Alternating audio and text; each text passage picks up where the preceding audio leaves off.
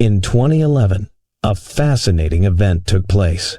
A young man named Scott Young completed the entire 4-year MIT computer science curriculum in just 1 year.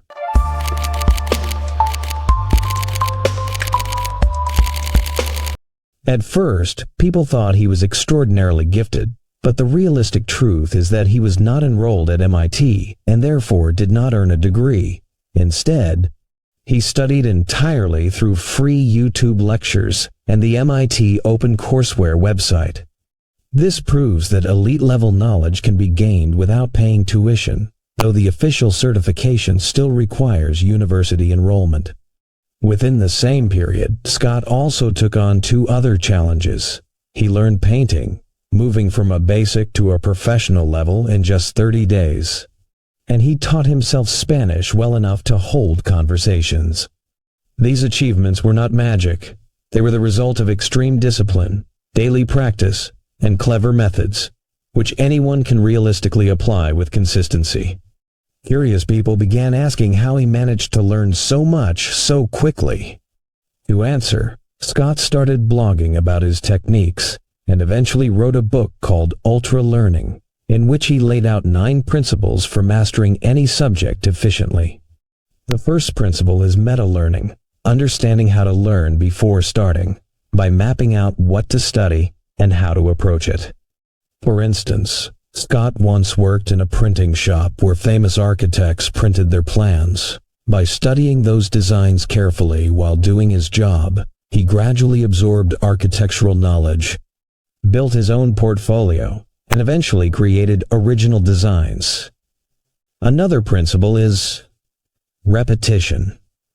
Just as muscles weaken if weight training is stopped for 2-3 months, knowledge fades quickly without review.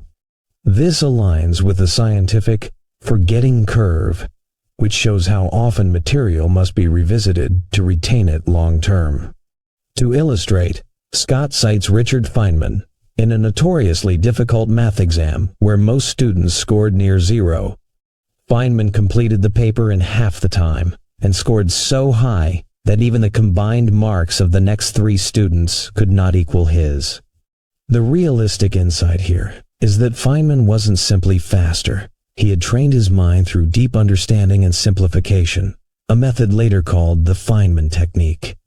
Another key principle is intuition, which forms when the feedback cycle is short, that is, when you can test your performance immediately and know if you are right or wrong.